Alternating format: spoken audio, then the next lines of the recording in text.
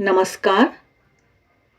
श्री शारदा मठ कसार देवी अल्मोड़ा पिछले 25 वर्षों से इस देवभूमि में स्थित हैं। प्रतिवर्ष श्री श्री मां शारदा देवी के जन्मोत्सव का आयोजन यहाँ पर हर्षोल्लास के साथ मनाया जाता है। इस वर्ष 3 जनवरी 2024 को पौष कृष्ण सप्तमी के दिन श्री मां के जन्मदिन के उपलक्ष्य में विशेष पूजा अर्चना हुई और इस केंद्र की परंपरा के अनुसार आगामी रविवार अर्थात 7 जनवरी 2024 को विशेष पूजा अर्चना, हवन, सांस्कृतिक कार्यक्रम तथा भंडारा आदि का आयोजन सुचारू रूप से संपन्न हुआ। इस अवसर पर इस केंद्र के 25 वर्ष पूर्ण होने के उपलक्ष्य में एक स्मारिका का भी विमोचन हुआ। इस दिव्य कार्यक्रम का आनंद लीजिए।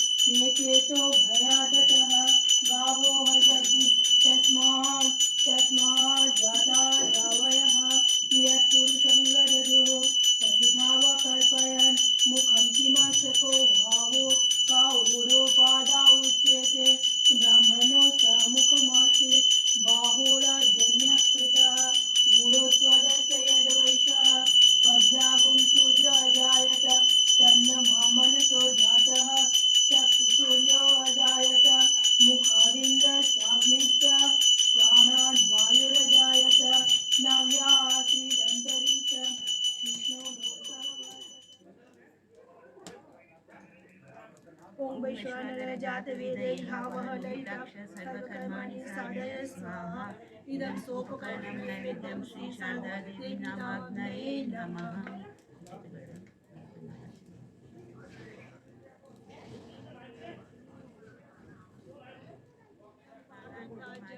शारदा देवी नामाग्नये नमः।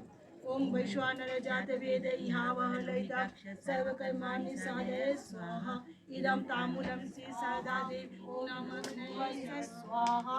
ओम वैश्वानर जात वेदे भावः ललिताक्ष सर्वकर्माणि साधय स्वाहा। ओम वैश्वानर जात वेदे भावः ललिताक्ष सर्वकर्माणि साधय स्वाहा। ओम वैश्वानर जात वेदे भावः ललिताक्ष सर्वकर्माणि सर्वदेव देवी स्वरूपिण्यै श्री शारदा देव्यै स्वाहा। ओम ऐं ह्रीं सर्वदेव देवी स्वरूपिण्यै श्री शारदा देव्यै स्वाहा। ओम ऐं ह्रीं सर्वदेव देवी स्वरूपिण्यै श्री शारदा देव्यै स्वाहा।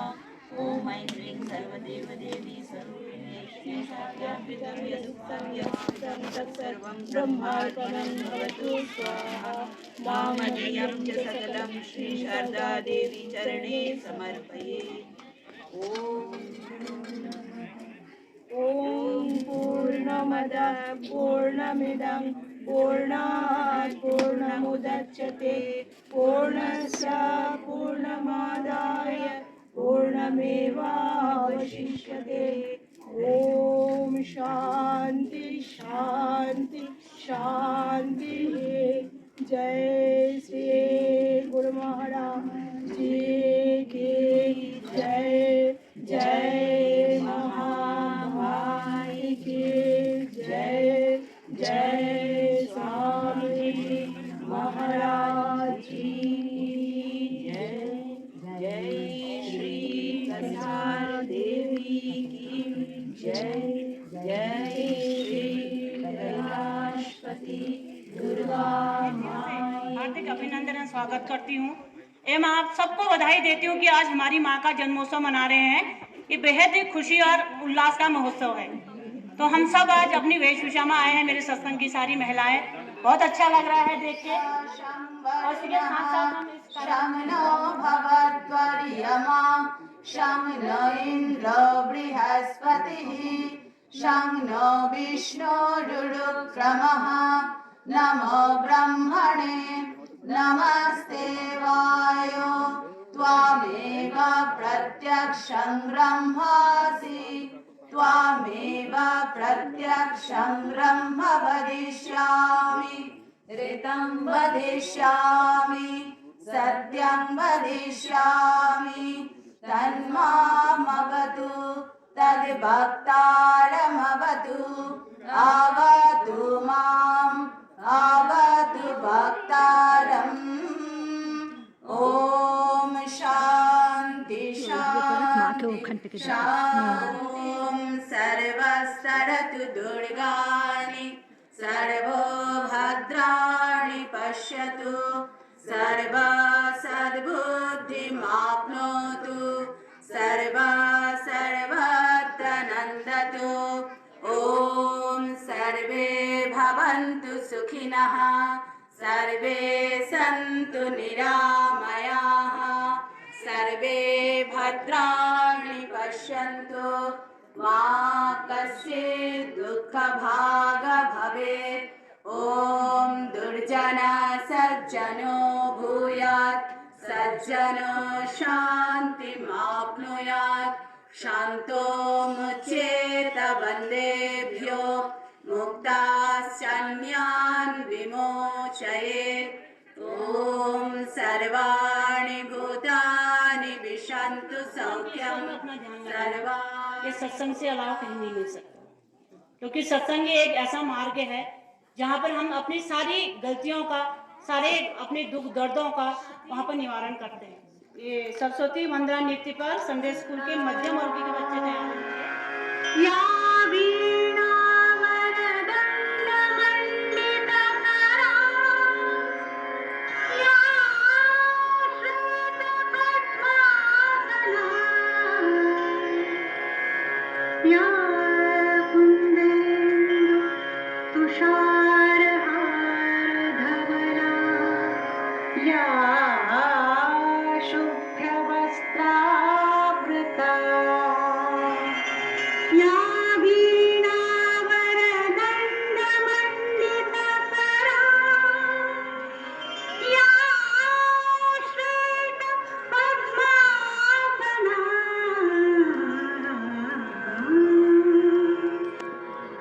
या ब्रह्माच्युतशङ्कर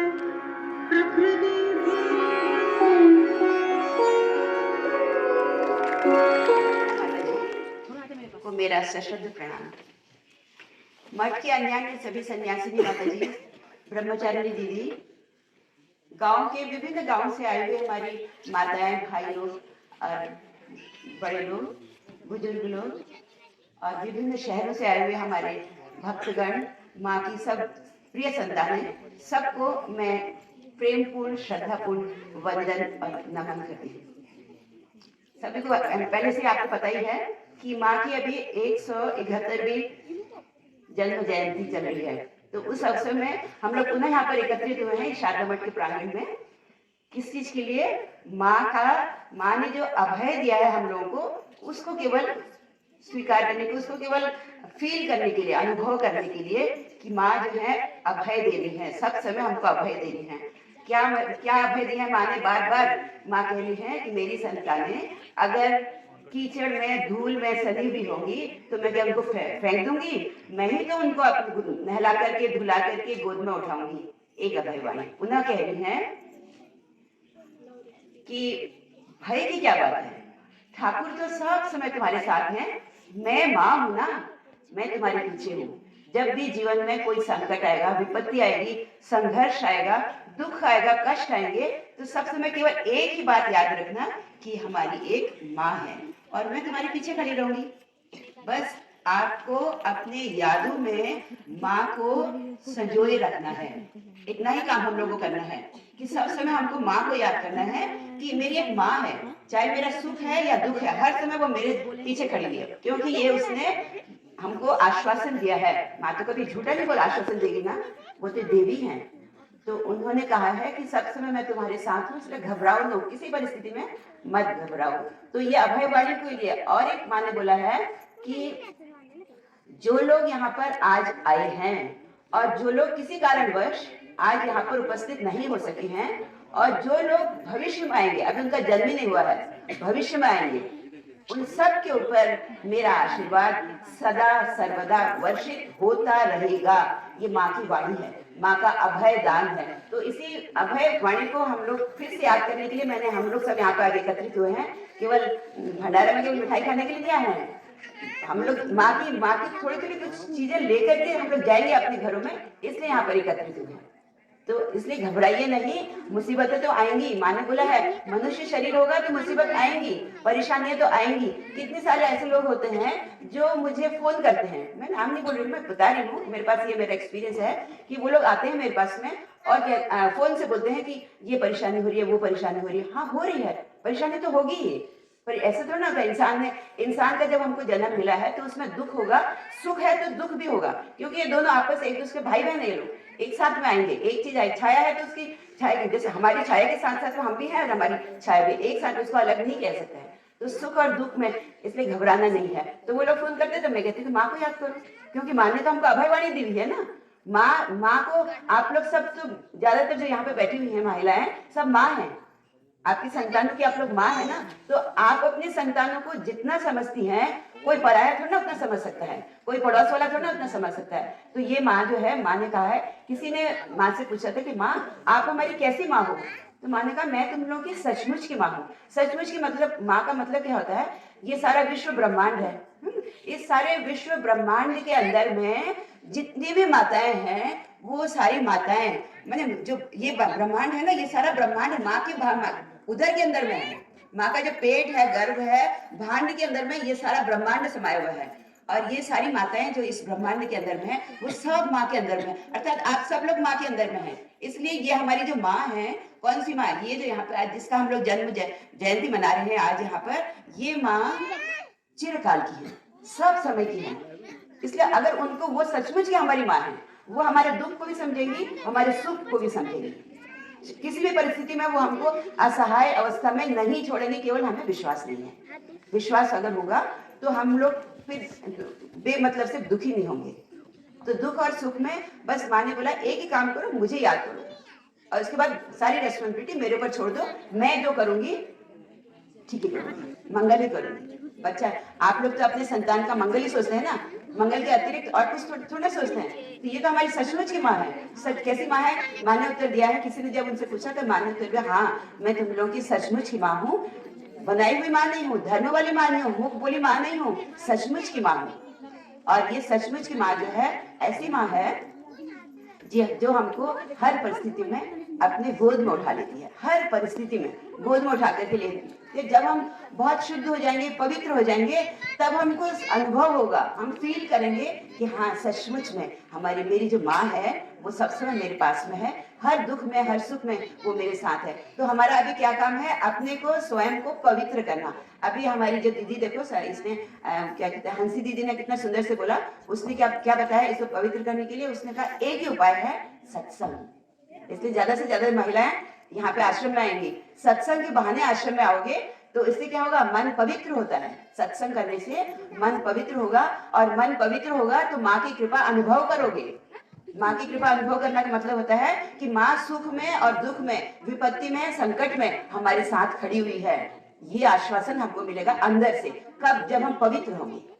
और पवित्र होने का एक ही रास्ता है, सत्संग।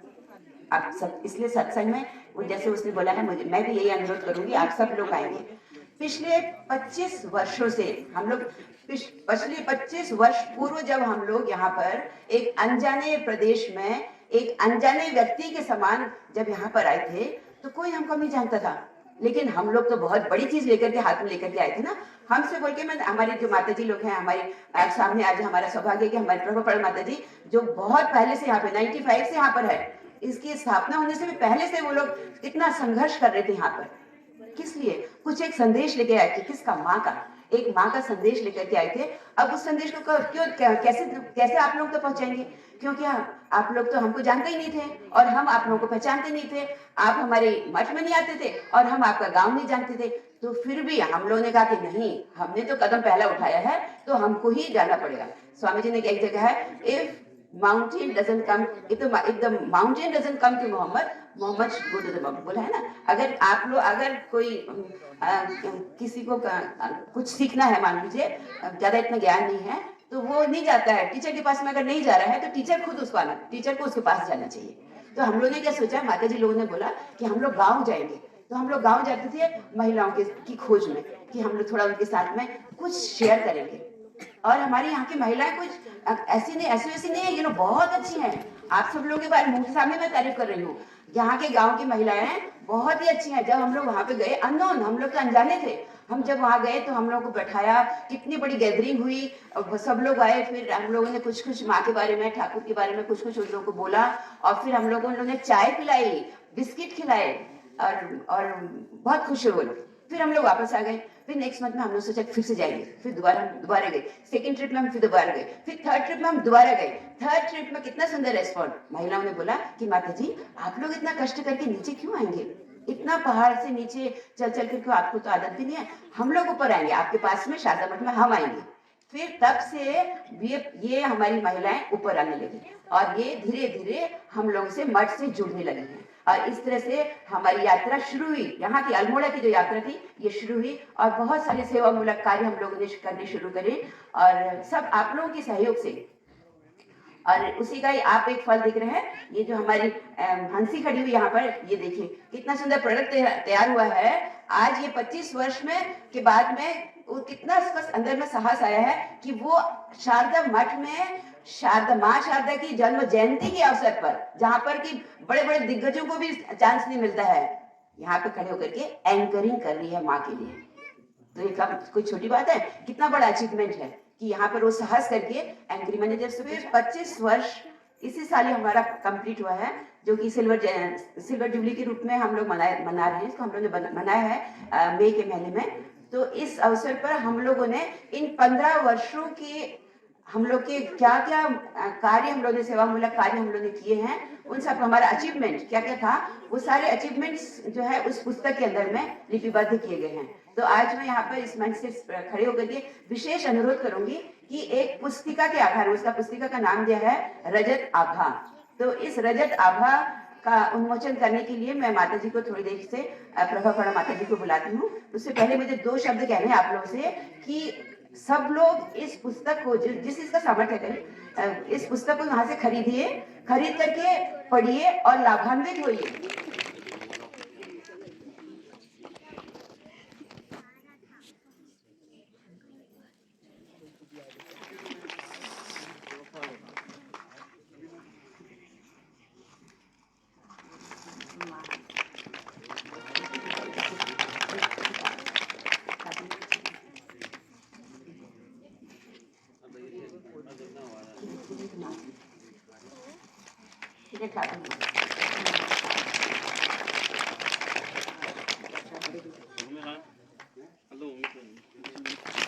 ये एकदम शुरू में जब हम लोग आए थे 98 में, उस समय की माँ का साथ देनी है।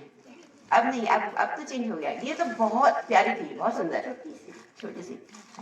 और ये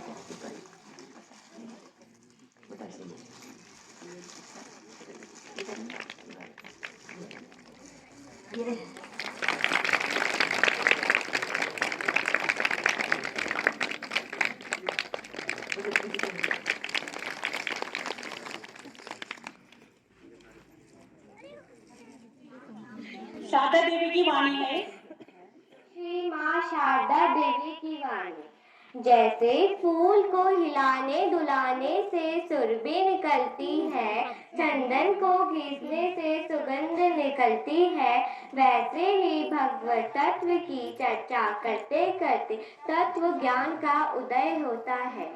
मेरी संतान यदि स्वयं को धूल कीचड़ में सान ले तो मुझे ही तो धो पूछ कर गोद में उठाना होगा। भय की क्या बात है बेटा, सर्वदा जाना कि ठाकुर तुम्हारे पीछे से दिल्ली रामकृष्ण शारदा मिशन की सचिव प्रवाचिका प्रभा पाना जी, माता जी श्री शारदा देवी पर उनके विचार प्रस्तुत करेंगे। जननी शारदा देवी रामकृष्ण जगद्गुरु पाद पद्मे त्वयो श्रुत्वा प्रणमामि मुहुर्मुहुः। माँ तो देवी थी और देवी तक उनका स्वरूप भी थी। जैसे कई भाग्यवान उनका दर्शन भी मिले, जैसे किसी ने उनको माँ काली के रूप में, कि कोई उसमें जगद्धात्री के रूप में, कोई सरस्वती के रूप में, कोई सीता के रूप में माँ के दर्शन नहीं मिला है।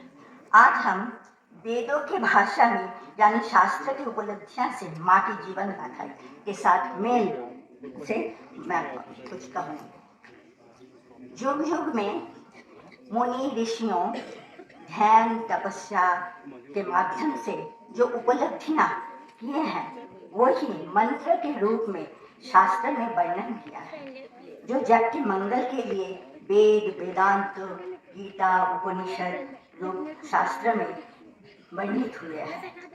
ये मानव को श्रेय की ओर दिशा दिखाने के लिए रोशनी की भांति है। कि शस्त्र और शास्त्र तो शब्द है। शस्त्र जो है वो क्या करते हैं, हमारे दुश्मनों को मारते हैं और ये हमारे व्यक्ति तथा वतन को रक्षा करते हैं। और शास्त्र, इसमें एक आकार लगाने से शास्त्र होता है, वो क्या करते हैं, वो हमारे अंदर की जो शत्रुआं हैं, क्रोध लोभ अहंकार, ये जो विनाश की तरफ ले जाता है उसे मार डालते हैं। और क्या मन के अंदर जो हमारे सद्भावना है उसे जागृत करते हैं। कोई कैसे भावना है, जैसे हमारे निस्वार्थता, प्रेम, स्नेह और सारी भलाई, सबके लिए सोचना, ये सब भलाई जो दुनिया में है ये सब सद्भावना को जागृत करते हैं। इससे क्या बनता है, ये हमें परमात्मा की ओर निकट ले जाते हैं। हमारे मानव जीवन का उद्देश्य है क्या, भगवान लाभ करना। तो भगवान के समीप में आने के लिए तो पहले तो ये आवश्यक सब सद्भावना की आवश्यकता है, जो जीवन में हमें भगवान की ओर ले जा सके। तो सबसे पहले सोपान कौन सा है, प्रेम और सद्भावना जो है। इसमें अभी अभी हमारी माता जी क्या क्या बताए थे, सबको अभय दिया है माँ ने। अच्छा, ये अभय कब मिलता है, जो प्रेम जब आते हैं तब सबसे। हमें यदि डर डर डर रहे तो हम अभय कहाँ से मिलेगा। तो इसलिए सबसे पहले अभय वाली माँ की ये सबसे बड़ा वाणी है, अभय। सबके लिए माँ है और वो कैसे आती है, प्रेम का प्रेम करना चाहिए। माँ का विशेषत्व एक था, वो था कि स्वतःस्फूर्तता, मतलब वो जैसे हम बोल रहे शास्त्रों को पाठ करके सीख के वैसे नहीं था, वो वेद स्वरूपिणी थी, उनका पवित्रता स्वरूपिणी थी, दिव्य भाव स्वरूपिणी थी, स्नेहमयी माता थी, वो ज्ञान रूपी थी। वेद उपनिषद गीता की वाणी जीवंत होकर श्री माँ में प्रकट हुई थी। कुछ कहानी के माध्यम में मैं अभी ये माँ की शास्त्र के साथ जो मिल जाता है, जो बात को बोलूँगी। अब माँ जब कलकत्ता में थी, एक छोटी सी लड़की माँ को बहुत प्यार करती थी, तो रोज रोज आती थी, माँ भी उसे बहुत प्यार करती थी, उसके लिए रोज प्रसाद रखती थी। तो एक बार माँ तो हर समय कलकत्ता नहीं रहती, कभी कभी अपना गाँव, उनका गाँव के नाम याद है, जयराम बाटी जाएगी। तो माँ जाने के पहले वो बेटियाँ आई, छोटी सी बच्ची, तो कहती है देखो मैं तो अभी चली जाऊंगी, तो तू मुझसे बहुत प्यार करती है ना? बोला हाँ मैं तो बहुत प्यार करती हूँ। कितना प्यार करती हूँ? हाँ बच्चे जैसे हाथ फैला इतना प्यार करती हूँ। तो अच्छा तो मैं जब चली जाऊंगी तब भी क्या उतना प्यार करोगी? कहती हाँ जरूर करूंगी। माँ कहती तो मैं कैसे समझूंगी जब तू वैसे मुझे प्यार कर रही है? बोले माँ बता दो ना कैसे समझोगी आप? माँ ने बोला देख मैं तो नहीं रहूंगी पर तू अपने घर में सबको बहुत प्यार करना और एक जैसा प्यार करना। बोला अच्छा ठीक है। फिर माँ पूछी अच्छा मैं कैसे समझूंगी तू सबको एक जैसा प्यार करे? फिर बच्ची ने बोला आप बता दो ना। तो जब माँ ने बोला ये देखो किसी से कुछ मांगना मत। हाँ मांगने से क्या होगा? कोई तुझे बड़ा उपहार देगा, कोई अच्छा देगा, कोई थोड़ा छोटा सा कुछ देगा तो तेरा मन है जो ज़्यादा दिया है अच्छा दिया उनको ज़्यादा प्यार करोगी, दूसरे को कम करोगी तो ये भेदभाव आ जाएगी ना। तो इसलिए किसी से कुछ मांगना मत। ये देखो छोटी सी कहानी है पर इसमें माँ की क्या शिक्षा देती है? कभी किसी से कुछ मत मांगना। मांगने से क्या होता है? मन संकीर्ण हो जाता है और भेदभाव अनजाने से आ जाता है। जो मुझे वैसे ज़्यादा प्यार कर ज़्यादा कुछ दिया मैं उससे ज़्यादा प्यार करूँगी ना तो भेदभाव आ गया ना, ये नहीं करना। और इससे और एक बात जो शास्त्र के साथ ये यथा माम प्रपद्यं देता तथैव भजामहं बोल रहे ना कि कैसे जो देंगे उसी से भगवान खुश होते हैं। इसलिए हम अपने लिए कुछ नहीं मांगेंगे। निर्वासना कोई वासना नहीं रहेगा और मुक्त प्रेम हमारा प्रेम इसके लिए थोड़ा उसके लिए थोड़ा ज़्यादा उसके लिए कम ऐसे नहीं, मुक्त प्रेम। कहावत में है ये चाहवत हमारा डिज़ायर ये बहुत नीच है। बोल रहे हैं चाही चामुंडी तू ही है सब नीच। ये तो पूर्ण ब्रह्म था जब तू नहीं होती भी, ये तो ब्रह्म था जब तू अंदर नहीं था, तू तो महात्मा था।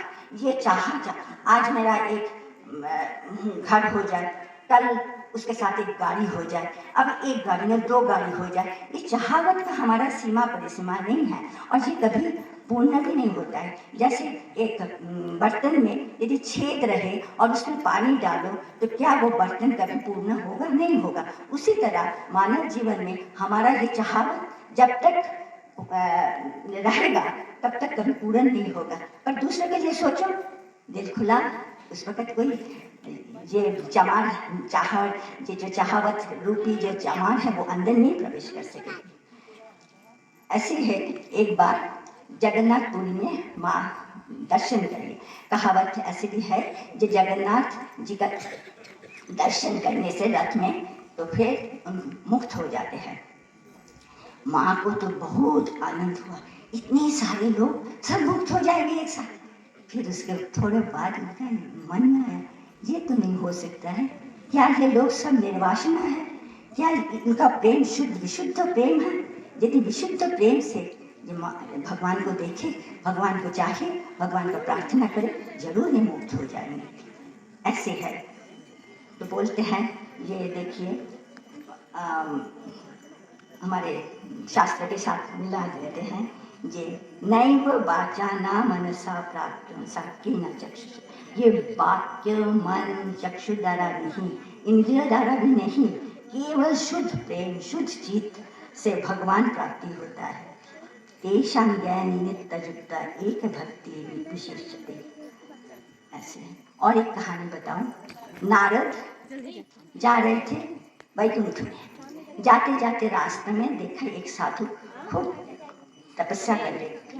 तो उन्होंने बोला जी नारद जी आप कहाँ जा रहे? कहते मैं तो वैकुंठ में जा रहे। तो भाई भगवान से तेरा पूछना मेरा दर्शन उनका कब होता, मैं कब मुक्त हो? मैं ठीक है। फिर चलते चलते चलते एक ऐसे आदमी मिला पागल जैसे नाच रहा है, कुछ कर रहा है। वो भी देखते नाचते नाचते आए, अरे नारद जी आपको मिल गया, बहुत अच्छा, कहाँ जा रहे? तो वैकुंठ में। आप वैकुंठ में जा रहे हैं तो भगवान जी से पूछना कि मेरा मुक्ति कब होगा। बोला ठीक है। फिर बहुत दिन बाद नारद तो वापस आए तो वो जो साधक थे उसके पास गया तो वो बोला ये पूछा? बोला हाँ पूछा। कब हो? 3 जन्म और 3 जन्म लगेगा तेरा मुक्त होने। 3 जन्म? इतना दिन से मैं इतना तप कर रहे उसके बाद 3 जन्म, ये कैसे विचार है? अच्छा, मुझे कोई ज़रूरत नहीं है तब ध्यान का, सब छोड़ दिया, छोड़ के चला गया। और फिर वो पागल के पास से जब गुजरा, पागल को ने पूछा, अरे नारद जी मुझे पूछा है ना, हाँ कितने जन्म लगेगा, नहीं कितने जन्म, कब हम मुझे दर्शन मिलेगा? कहते ये जो सामने एक पेड़ है ना, ये इमली का पेड़ है, ये इमली का पेड़ में जितने पत्ते हैं उतना जन्म तेरा लग जाएगा। लग जाएगा पर मिलेगा तो? हाँ। बस आनंद से नाचने लगे। उसका उसमें भगवान से प्रीत था और कुछ नहीं था। उसमें योग्यता है कि नहीं, मैं इतना अयोग्य हूँ फिर भी मुझे दर्शन देंगे, यही बस उसका आनंद से वो नाचने लगा। तो इससे हमें क्या शिक्षा मिलता है? जे भगवान अहम को बोला ना, इतना जप किया, इतना तप किया, अहंकार हो गया, मेरा योग्यता है, मतलब उसका अहंकार। भगवान अहंकार से हर समय दूर रहते हैं। कामना वासना शून्य मंदारा ही एकमात्र ईश्वर प्राप्ति होती। नयमात्मा प्रवचेन लब्धो न मेधया न बहु न श्रुतेन जामयश विनुते तेन लब्धो। ये गीता में है ना, ज्ञान बुद्धि का नहीं, केवल प्रेम से प्रार्थना करो तभी मिलेगी। ये उपनिषद की वाणी माँ के जीवन में सदा प्रकाशित होती थी। एक बार जयराम बाटी से माँ जा रही है दक्षिणेश्वर में, जहाँ से रामकृष्ण साधना किए थे, वहाँ पैदल पैदल उन दिनों में कितना कष्ट करके वो दक्षिणेश्वर में आए। और उस समय उनका जो भाई का लड़का हृदय राम, न बहन का लड़का, हाँ वो हृदय राम तब बहुत डांट से रहा, ये क्योंकि वो रामकृष्ण देव का सेवक है, सेवा कर रहा है। उसने बस आके बोला, आप क्यों वहाँ पे आए हैं, चले जाइए, अभी चले जाइए। बेचारी माँ इतने दूर तक थक के पैदल में आई है, उसको वहाँ से बोला अभी चले जाए। माँ ने कुछ नहीं बोला, सीधा माँ काली के मंदिर में जाके बोली, माँ यदि फिर कभी तुम ले आओ तो मैं आऊँगी, बोल के वो चली गई। अच्छा, क्या हम ये सहन सकते थे? हमें यदि ऐसे, हम कोई थकान इतने दूर से कितने माइल पैदल चल के आके और बोला अभी चले जाओ, मैं चली गई, कुछ नहीं अफसोस किया, किसी के विपक्ष में कोई अभियोग अभिमान कुछ नहीं हुआ, कैसे नहीं हुआ?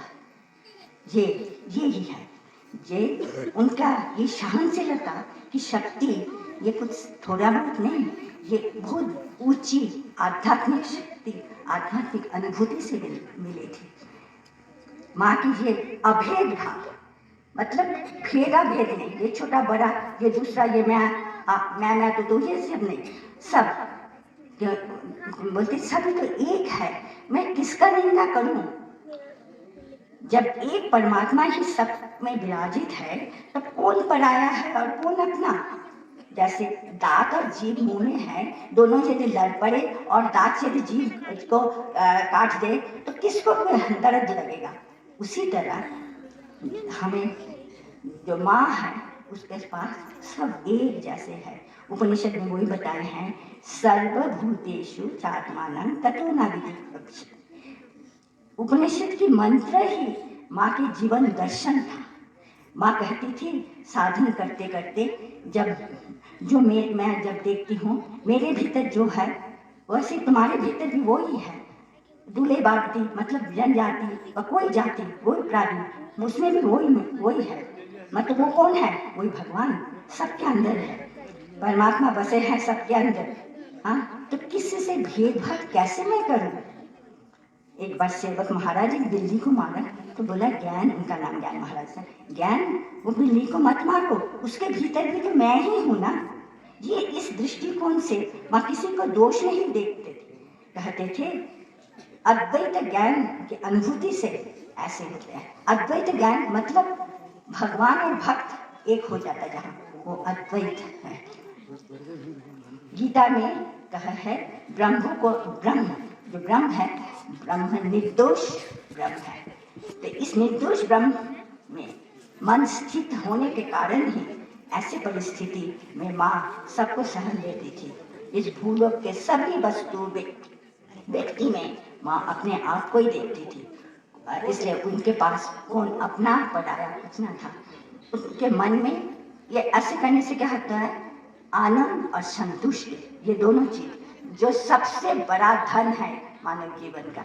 समझते नहीं है लोग, सोचते हैं सोना दाना पैसा ही सबसे बड़ा धन है। धन तो वो है संतुष्टि देते हैं जो आनंद दे सकते हैं, और माँ में ये दोनों धन से भरी थी। माँ की मन सदा इस अवस्था में रहती थी।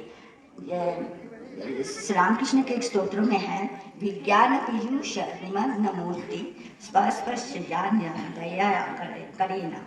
बोलते हैं अर्थात हे प्रभु, तुम दया करके जिसे ही स्पर्श करोगे वह तभी कामना वासना शून्य होकर अक्षय सुख सागर में निमग्न होगा।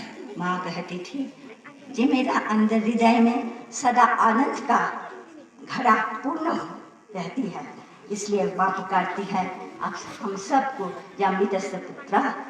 माँ ने अपने कलश भर के वो पानी लेकर आई है और हमें वो अमृत का पानी हमारे हैं। जय माँ, जय माँ, जय माँ। गगन और समंदर में बस आपका रूप समाया है। आप ही आप बसो हर कण में, सब में आपकी छाया है। आकर्षित करती हो मुझको, लेकिन कभी तो पास बुलाओ। जो कुछ मेरा है सब ले लो, मुझको चरण दूर दे जाओ। तुमसे मिलने के खातिर माँ मैं रोज ही पैदल चलती हूँ। जाने कितनी दूरी है जो बिल्कुल नहीं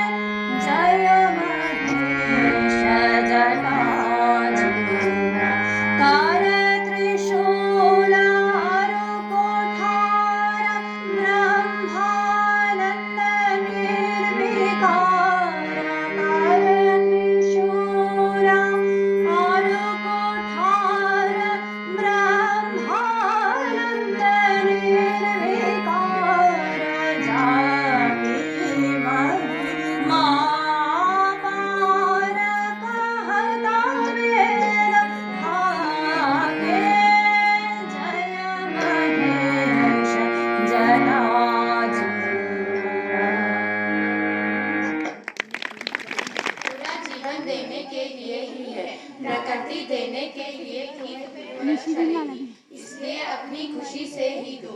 तुम संग्रह करने के लिए ही जीवन धारण करते हो। मुट्ठी बंधे हाथों से तुम बटोरना चाहते हो, पर प्रकृति तुम्हारी गर्दन दबाती है और तुम्हारे हाथ खुल जाते हैं। इच्छा हो या ना हो, तुम्हें देना ही पड़ता है। जैसे ही तुम कहते हो मैं नहीं दूंगा, एक गुस्सा पड़ता है और तुम्हें चोट लगती है। ऐसा कोई भी नहीं है जिसे अंत में कुछ त्यागना न पड़े। चंद्रघंटेति कूष्मांडेति चतुर्थकम पंचमं स्कंदमातेति षष्ठम कात्यायनी तथा सप्तमं कालरात्रि च नवमं महागौरीति चाष्टमं नवमं सिद्धिदात्री च नवदुर्गा प्रकीर्तिताः। परम आदरणीय माताजियों को मेरा साष्टांग प्रणाम एवं भक्त मंडली को सश्रद्ध नमस्कार। एक दिन बातों बातों में भूमा प्रणा माता जी ने कहा कि नवदुर्गा और श्री शारदा देवी का जो संबंध है उसके ऊपर हम लोगों ने कभी ज़्यादा चर्चा नहीं करी, तो आज उसी के ऊपर हम लोग थोड़ी सी चर्चा करेंगे। आप सभी लोग 25 वर्ष से श्री शारदा मठ से जुड़े हुए हैं। आप लोग यहाँ आते हैं, माता जी आप लोगों को पाठ सुनाती हैं, आलोचना करते हैं, स्वाध्याय करते हैं। हम सभी जानते हैं कि 1859 साल के मई महीने में 24 साल के श्री रामकृष्ण का 5 साल की श्री शारदा देवी के साथ परिणय हुआ था। पर 13 साल की उम्र में जब श्री शारदा देवी एक बार कामरपुकुर में गई थी, तब पास के हल्दरपुकुर में नहाने जाने के लिए उनको बहुत डर लगता था। ये बात है 1867 साल की, माने आज से 150 साल पहले, जब कोई इलेक्ट्रिसिटी नहीं थी, हम लोगों के बाथरूम नहीं थे गांव में, ये तब की बात है। इसीलिए कोई आधुनिक सुख सुविधा नहीं थी। इसलिए माँ सोचती थी कि मैं गांव का रास्ता और ये घर पार करके मैं कैसे नहाने जाऊंगी। तो वो ऐसे ही सोचती सोचती दरवाजे पर खड़ी हुई हैं और वो देख रही हैं कि साइड से 8 कुमारियां आ रही हैं, तो वो उनके बीच में घुस जाती हैं।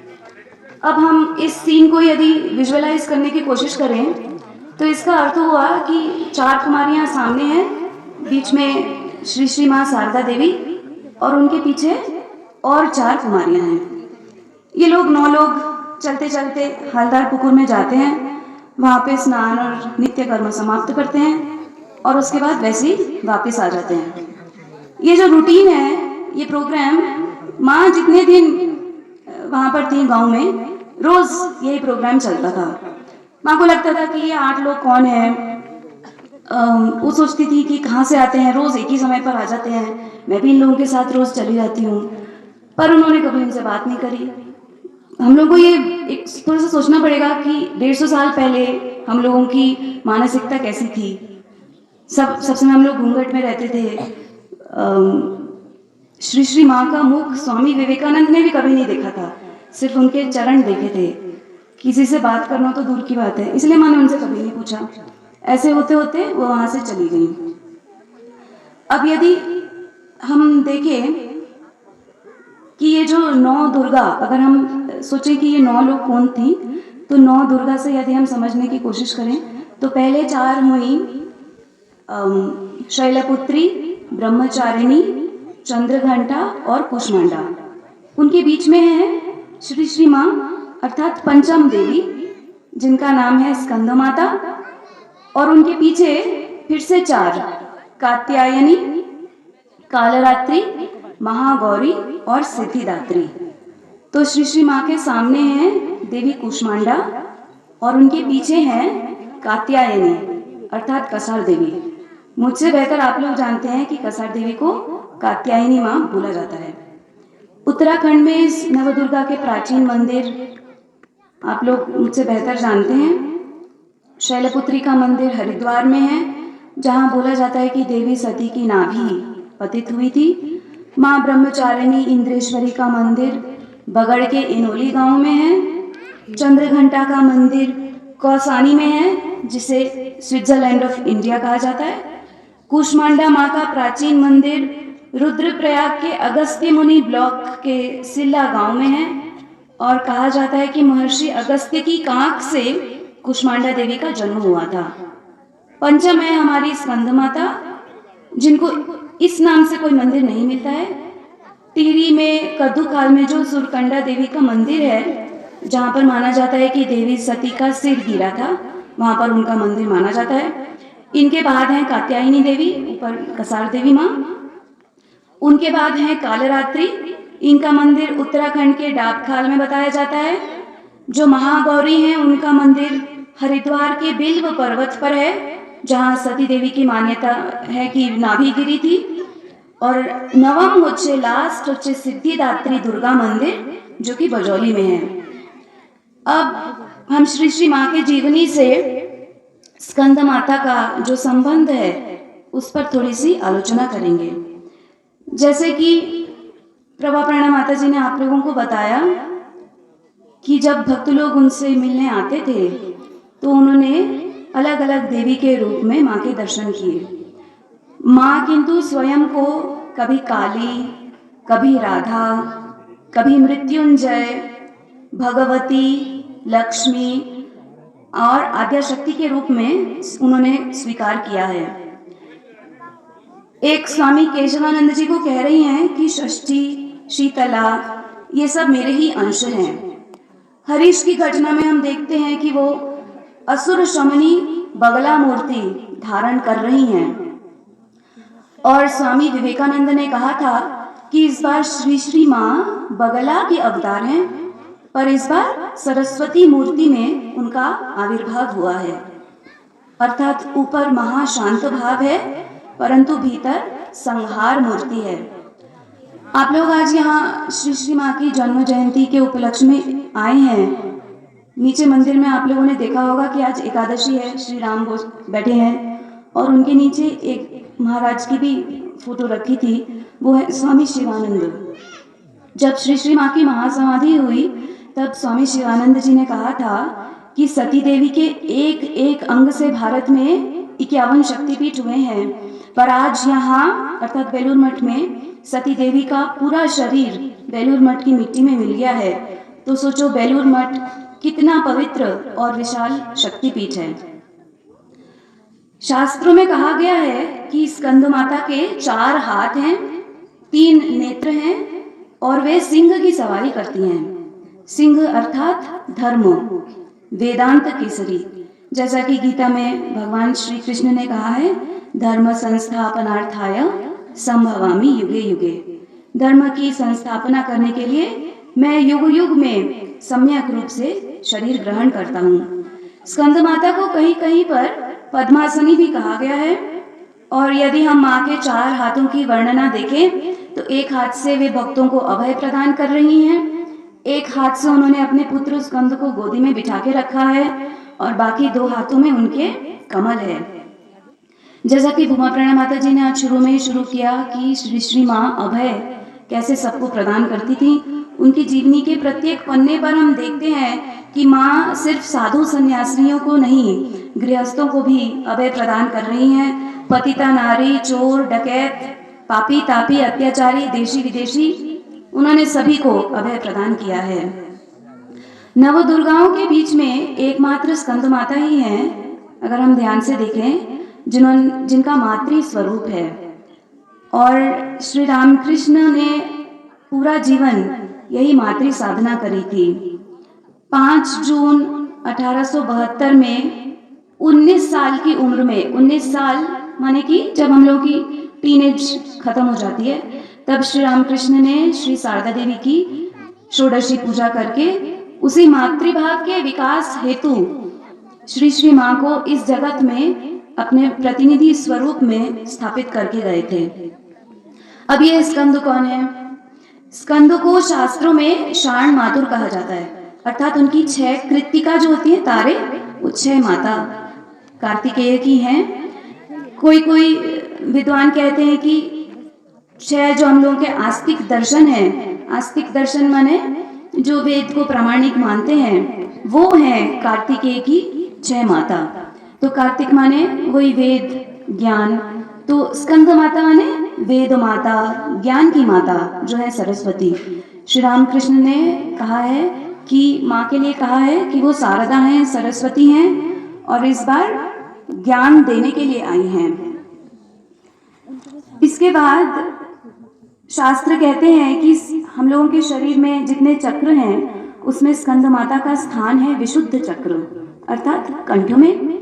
और यहाँ पर भी हम एक समानता देखते हैं। श्री रामकृष्ण के जो त्यागी संतान थे स्वामी तुरानंद जी, वो कहते हैं कि श्री श्री माँ शारदा देवी कभी भी विशुद्ध चक्र से नीचे नहीं उतरती थी, मतलब उनका मन सब समय कंठ में रहता था और हम लोगों का मन एकदम नीचे रहता है। इसलिए हम लोग उच्च चिंता करने के लिए हम लोगों को बहुत मेहनत करनी पड़ती है, बहुत एफर्ट करना पड़ता है।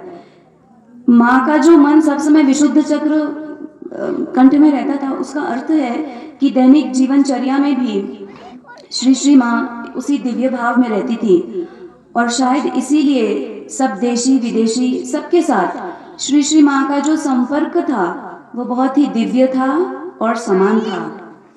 तो आज हमने देखा कि स्कंद माता और श्री शारदा देवी एक ही हैं। यदि हम धर्म की बात करें सिंह के वाहन रूप में, यदि हम अभय मुद्रा की बात करें, मातृभाव की बात करें, वेद माता सरस्वती रूप में और विशुद्ध चक्र की भी दृष्टि से, इसलिए कुमाऊं के शीश फूल कहा जाता है जिसको अल्मोड़ा। ऐसा लगता है कि माँ अपने पंचम दुर्गा रूप में अर्थात स्कंद माता के रूप में अपनी इच्छा से कात्यायनी माँ के नीचे माँ हुई पंचम, तो कात्यायनी सिक्स्थ षष्ठ माता उनके पास आकर अपनी इच्छा से यहाँ बैठी हैं। 25 साल से आप लोग सभी यहाँ पर आते हैं, आजीवन आते रहेंगे इसी प्रार्थना और प्रणाम के साथ।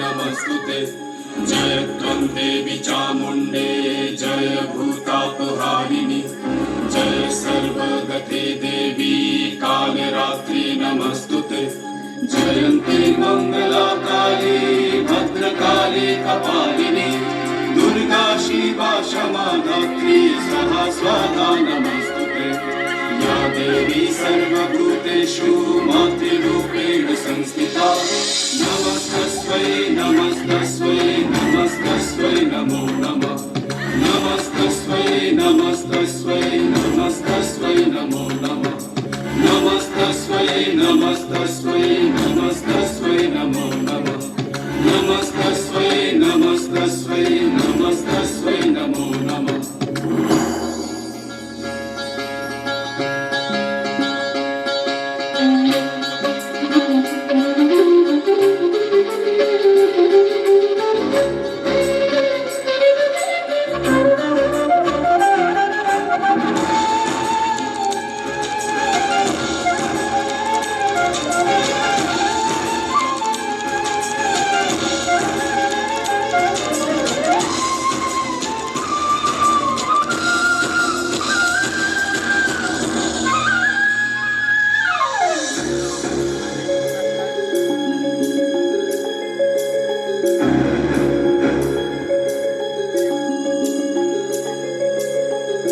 सर्वमंगल मंगल्ये शिव सर्वार्थ साधिके शरण्ये त्र्यंबके गौरी नारायणी नमस्तुते।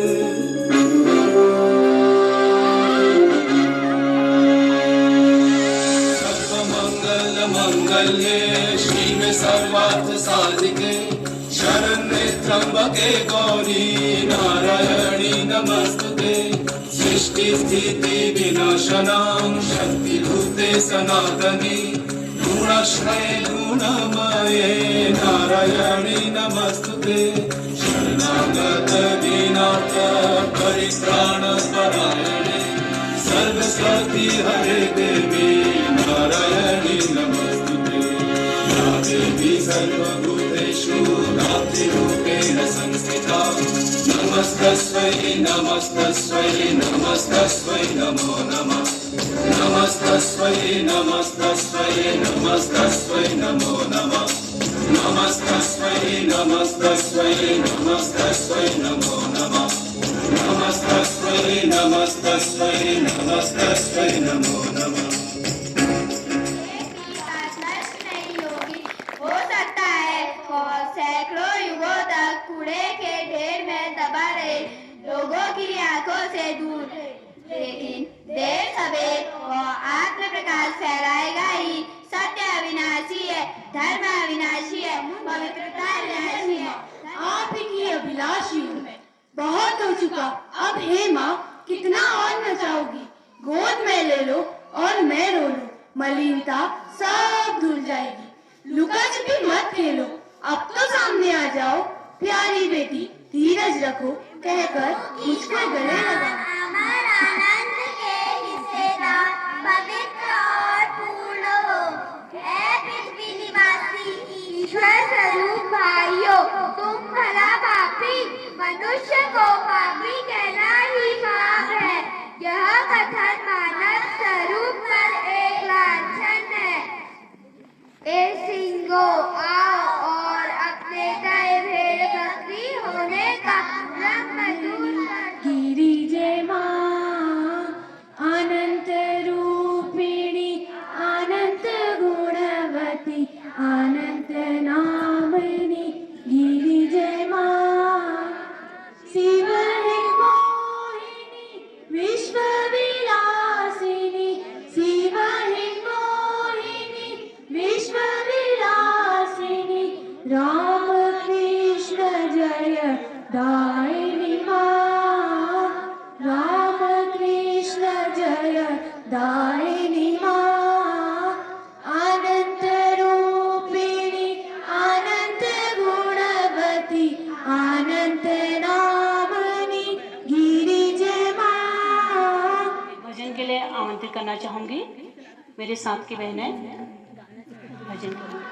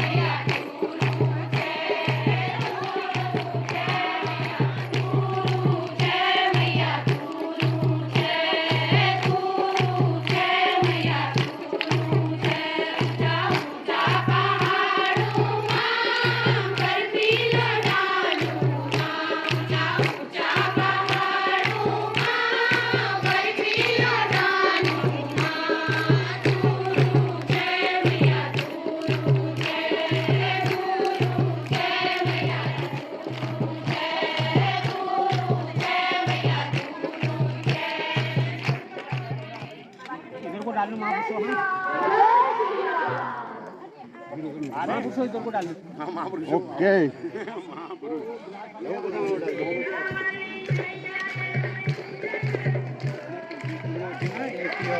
विजय करने